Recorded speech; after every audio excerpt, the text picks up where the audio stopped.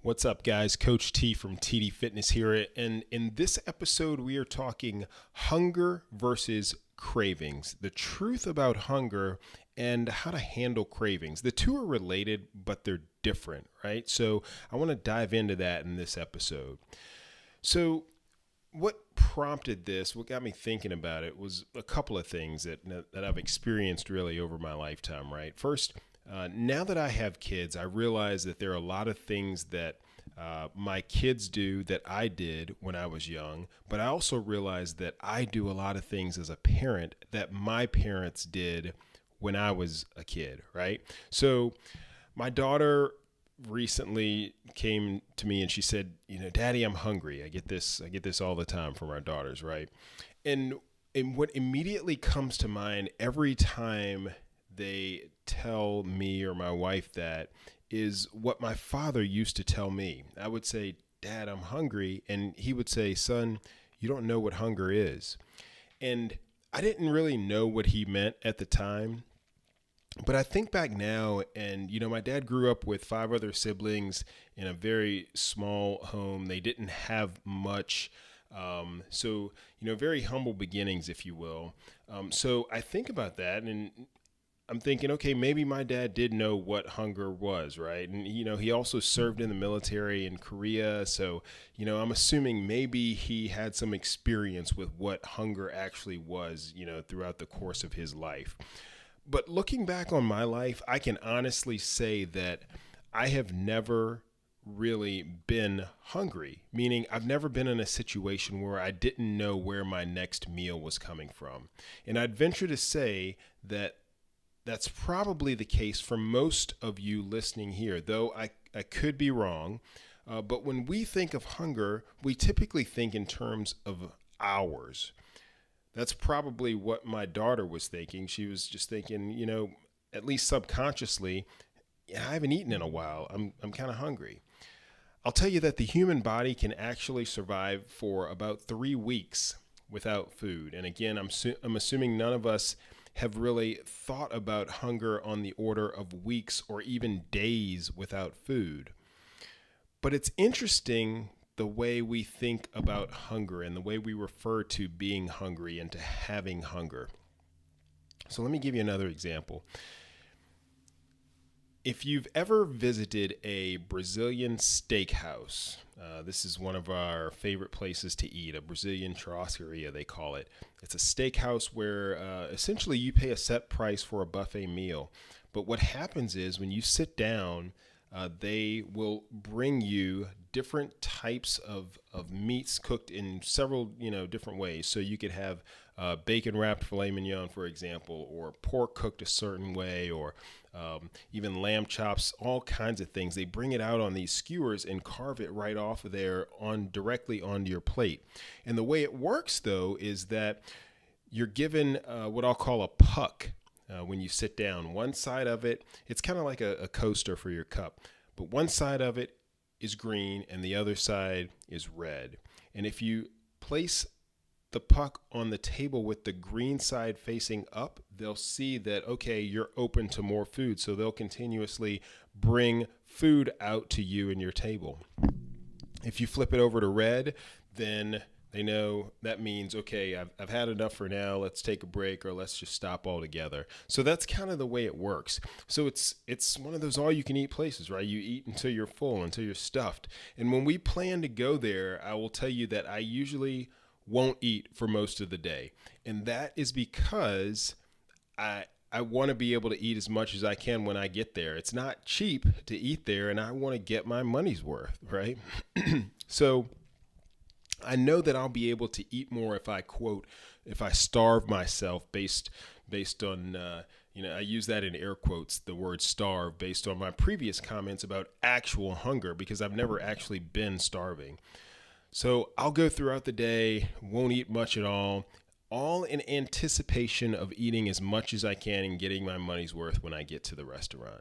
And we're strategic about this, right? I mean, we're careful when we're there. I'm careful not to fill up on the added things like salads and sides or drinks or anything like that. I mean, I am dialed in to getting my money's worth.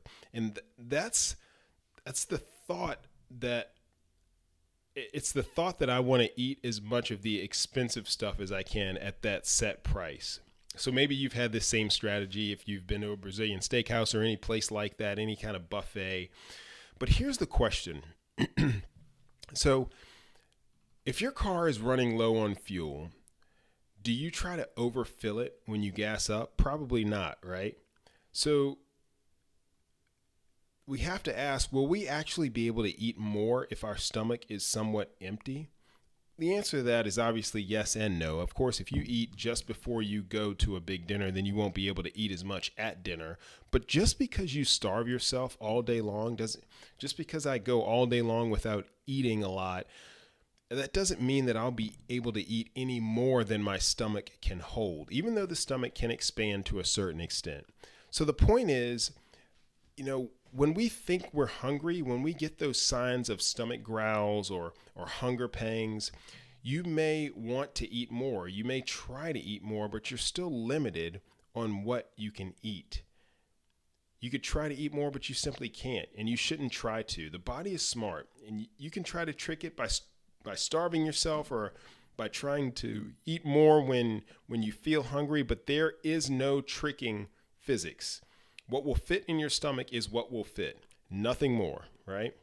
Now, that's hunger in a nutshell.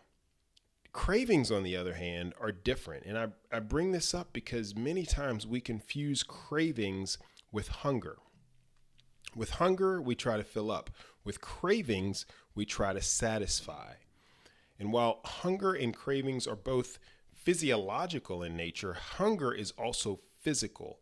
But cravings are mental. That's an important point. Hunger pangs are an actual contraction of the stomach muscles. It's caused by emptiness of the stomach or maybe because you're used to eating at a certain time of day. But cravings are a response to memory and a sense of pleasure. That comes from the brain, all right? Cravings are usually for a specific food or type of food. And believe it or not, cravings actually pass with time, but hunger doesn't pass with time. It persists, and it's not usually for a specific food. If you're really hungry, then you'll eat just about anything. I get my girls on this all the time. My daughters will say they're hungry, and I'll ask them, okay, you're hungry? You want some broccoli? And of course they say no, right? And that means that they're not really hungry. I know that's a bad dad, right? Okay, I'll take that hit. What kid wants to eat broccoli at age 3 or age 6? But we do the same thing as adults. And that's the difference, though, between hunger and cravings. Hunger is physical. Cravings are mental. So how do we handle cravings? And what cravings exactly are we talking about? So I'm going to go right to the point here. And if you were to type in the words "stop craving" in the search box in Google, the number one autofill that will complete that phrase is sugar. So if you type stop craving sugar will pop up as the top search. That means it's the most searched term in the stop craving category. So recently, one of the things that I wanted to focus on at the turn of the new year was focusing on how much sugar I was getting in daily. I felt like I had gone a little overboard from around Thanksgiving all the way through the new year. So I kind of wanted to get a handle on that. That's something that I wanted to focus on. And I know from previous experience that the more sugar you eat, previous experience and previous research, I should say, the more sugar you eat, the more you want. And the converse is also true. The less sugar you eat, the less you want, okay? And there's a reason for that. The truth is, though, that it's hard to kick bad habits if you don't have the right approach. I mean, that's the whole premise behind my Fit Life program. Having a plan and an approach to implement healthy habits for life. But when it comes to sugar craving, some would even say they have a sugar addiction. The sugar habit can be one of the hardest to break. And recent data has shown that sugar affects the brain in many ways like an addictive drug. You can even get withdrawal symptoms from going cold turkey on sugar. So as I researched all this, I basically came, after gathering the data, I sorted it into what I would call 4 bins. There are some reasons for those cravings, for the sugar cravings in particular, and they can be binned into 4 different categories. Those 4 categories are your blood sugar levels, low blood sugar levels, for example. That's what will make you crave sugar. Improper nutrients in your diet or inadequate nutrients in your diet. Stress and a lack of sleep, and I lump those 2 together. I'll talk about that in a little bit. And number 4, just the simple habit of eating a lot of sugar. So I'll briefly hit each one of these and talk a little bit about what you can do with each one of them. So when it comes to blood sugar levels, it's important to give a little background here. So sugar provides energy and fuel, and it provides that to both the brain and muscles in your body. So sugar is a simple carb, and it's processed rather quickly and used for energy and fuel, which makes it really a preferred choice for human metabolism. The problem is that if you leave that unchecked, sugar can cause spikes in your blood sugar spikes in your bloodstream, and those spikes then come back down and cause extreme lows in the bloodstream. And that's due to the metabolic response. It has to do with insulin, the pancreas, and I talk a lot about this in episode number 29, which was the set point weight, metabolism, and hormones episode. So you can check that out at tdfitness.net/029, and I'll link to that in the show notes as well. But when your sugar intake isn't controlled, it causes you to want more sugar. So that's kind of the gist of the blood sugar levels.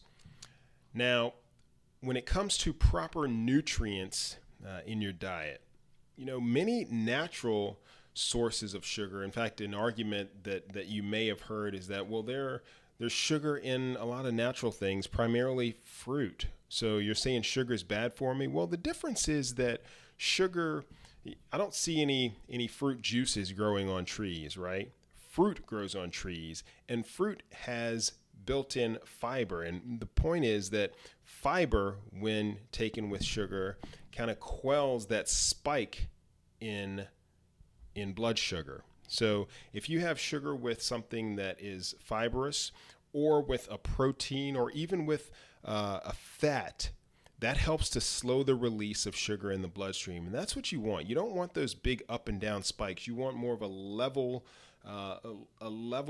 playing field, if you will, when it comes to your intake and your metabolism. So table sugar, cake, soft drinks, they don't have any fiber or protein to go along with the sugar. So neither do simple carbs like potato chips or white rice, white pasta, white breads. All of those the body sees and breaks down as simple sugars. You may not inherently think about bread and pasta as sugar, but that's essentially how the body metabolizes those foods. But that's why fiber and other categories of food, such as proteins and fats, are important. Otherwise, the sugar just has an express lane to go right to the bloodstream with, it does not pass go, it goes right there, and it can cause those spikes in insulin and blood sugar. So that's a quick background. So what do you do? Well, when you eat sweets, try to consume some protein, try to consume some healthy fats or some fiber with those sweets. Another note here, typically you want to avoid artificial sweeteners too. I've written about this on the blog. One post was called 3 Facts About Zero-Calorie Soda. Again, I'll link to that in the show notes. But why do you want to avoid artificial sweeteners? Well, there's a lot of conflicting research out there on this topic, but the gist is that artificial sweeteners can actually have the opposite effect of what you're trying to achieve. So people will use artificial sweeteners because they don't have the calories associated with sugar itself. But instead of satisfying that sugar craving that your body is looking for, it can actually leave you wanting more sugar because the artificial sweeteners don't trigger the fact that you're being satiated or you're actually meeting that sugar need when you consume artificial sweeteners. It may taste like it initially, but your body doesn't metabolize it and break it down that way. So it doesn't recognize that it's getting the sugar that it craves. So it could lead to a never-ending cycle where you want even more sugar. So that's the reason. Now, the third category was stress and a lack of sleep. And why do I lump these together? Well, stress can lead to a lack of sleep, and lack of sleep makes you more susceptible to increased stress. So that's a vicious circle, and it's a downward spiral. When it comes to hormones, stress, and lack of sleep, all of that is intertwined. So I said that cravings are mental, right? But it's important to understand how hormones affect our brains and our mental function. Increased stress, which can be made worse by a lack of sleep, causes hormonal reactions that make you susceptible to things like weight gain, grumpiness, negative moods, and you guessed it, cravings. So you can see how all of this is interrelated. That's why we try to affect what we can here by reducing stressors in our lives and by ensuring we get adequate rest. You can't really directly affect your mood. You can't decide to be happy if you're in a really negative mood.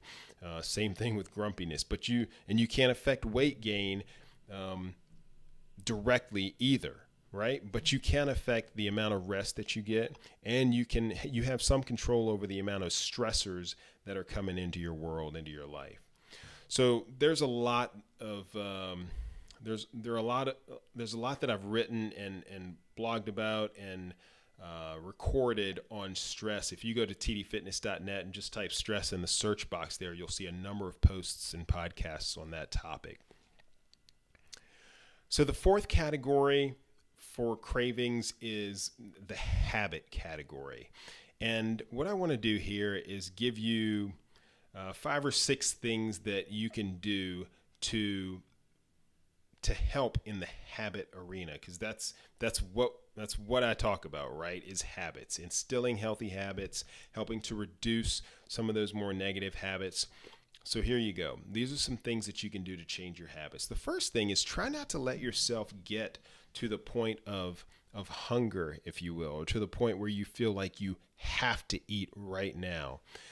If you get there, then your body has such a strong influence over your actions. Your body is essentially in control. I've been there before where, you wait so long to eat and you're like, okay, I just want the closest thing around.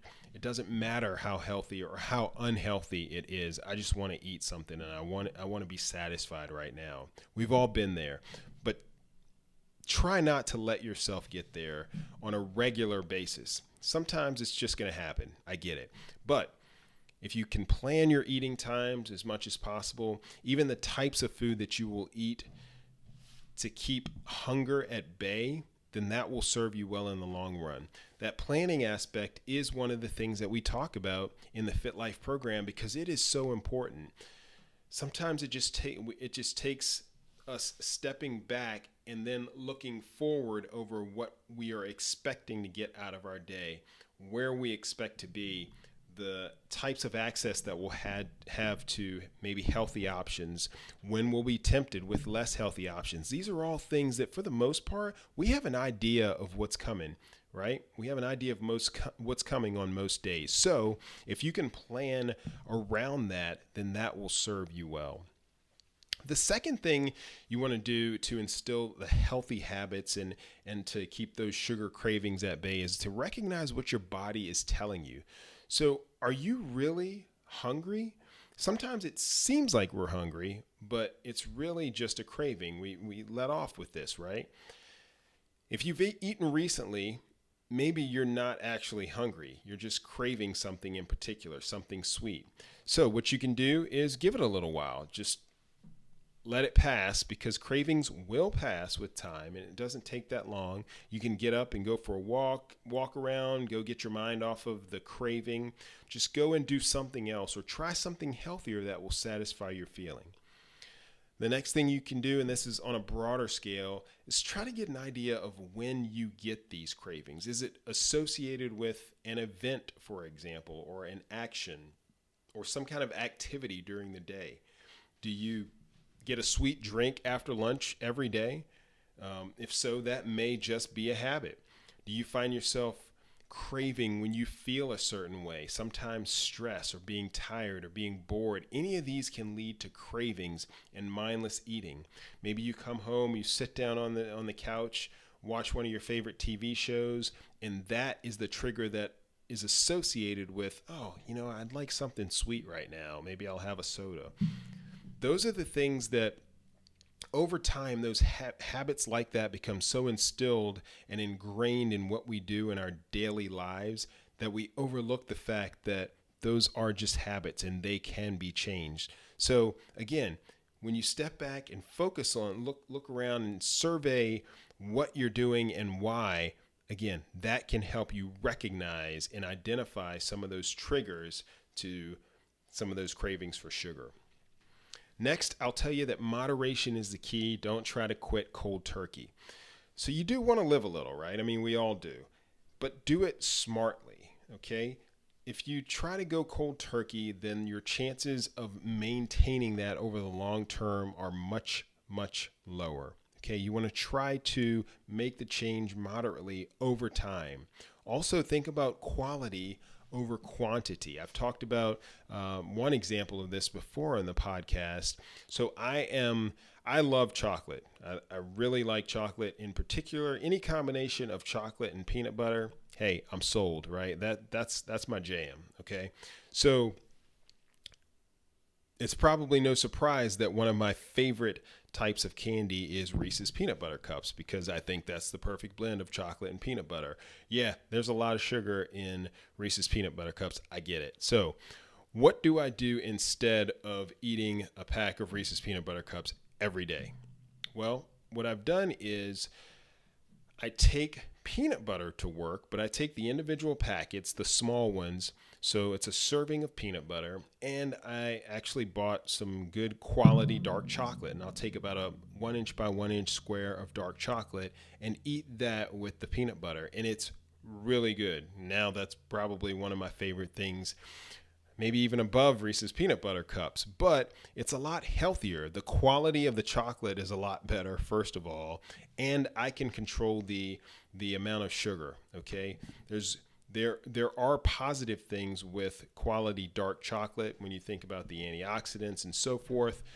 Yes, there's still sugar in there, but there's not as much sugar as there would be in a candy bar, for example. So another thing you can do to help with the cravings and kick the habit, if you will, is to track how much you're taking in. How much sugar should you consume, right? So you track this, but you may not even know how much you should be taking in. Well, according to the American Heart Association, they say that women should consume no more than 6 teaspoons of sugar a day, which is about 100 calories, and men should take in a maximum of 9 teaspoons a day, and that's about 150 calories. I'll be honest, that doesn't help me that much because I'm not really eating teaspoons of sugar out of the sugar bowl. But what I'll tell you is this is how I track it. A more specific approach, a more practical approach, if you will, is to look at what the latest publishing of the dietary guidelines for American states. And that is that your added sugar intake should make up no more than about 10% of your total calories. So I started tracking my sugar intake this year, again, as part of my healthier living New Year resolution, probably like most people, right? And I just guesstimated, with an average dietary intake of 2,500 calories a day. That's, like I said, that's average. I usually consume more actually when I'm training, but I'll say 10% of 2,500 calories is 250 calories, right? So knowing that sugars are a carbohydrate, and knowing that all carbohydrates have 4 calories per gram, you may not know that, but I'm telling you that right now. All carbs, 4 calories per gram, period. If I divide 250 calories by 4, I'll get the number of grams of sugar I should have per day to keep myself under the 10%. And that comes out to be about 62 grams of sugar per day. Why did I pick grams? Well, because if you look at any nutrition label, that's how you'll see the sugars presented on the label. So it makes sense for me and it's easy for me to count. if you were to consume 2,000 calories per day, okay, public math here, probably shouldn't be doing this, but 2,000 calories per day, 10% of that, you want to keep your sugars below that. So you want to keep it below 200 calories. Well, if you divide that by 4, then you get 50 grams of sugar per day. Okay, so that's kind of how that works. After a few days, I'll tell you, you don't even have to look at the labels for some of your favorite foods or some of your favorite sources of sugar, because you'll know how much sugar is in some of those go-to items. For me, it's something like a chai tea latte or a piece of chocolate. I know right off the bat how much sugar that is, and I know that if I have 2 servings of that, if I have a sugary drink, for example, and a piece of cake, for example, then I'm at my sugar max sugar content for the day, and I try to stay below that. Okay, so the final thing when it comes to habits is just to make it a priority. Our attention goes where we focus our efforts. So if you dial into your cravings, then that alone will serve you well, because you'll be more thoughtful, more cognizant, and more aware of your cravings and when they occur and why. I will tell you that is such a huge step, making it a priority. Because when you make something a priority, you are intentionally saying, I'm going to focus on this, and I'm not going to focus on this other area right now. And sometimes we need to do that. If you're going overboard with sugar, then that is something that you need to address. Even if it means that you're not able to get your 7 workouts in a week, okay? It's not as important to get 7 workouts in if you're going way overboard on sugar, because that is directly affecting your health. You could probably get by with 3 or 4 workouts per week. Again, just using an example of trying to dial into a priority for a certain amount of time. So that's the way I do it. That's the way I instruct and teach people to do it, and it's very effective. Okay? With that, I will leave you. I'll ask, though, that if you found this episode helpful, then I'd appreciate a like or a comment or both if you're watching on YouTube or Facebook. And if you're listening via iTunes or Google Play, go ahead and rate this episode or rate the TD Fitness podcast and leave a comment. You can get links to all of the things that I referenced here on the show notes page for this episode at tdfitness.net/064. Thanks for watching. Thanks for listening. Have a blessed one. Coach T, out.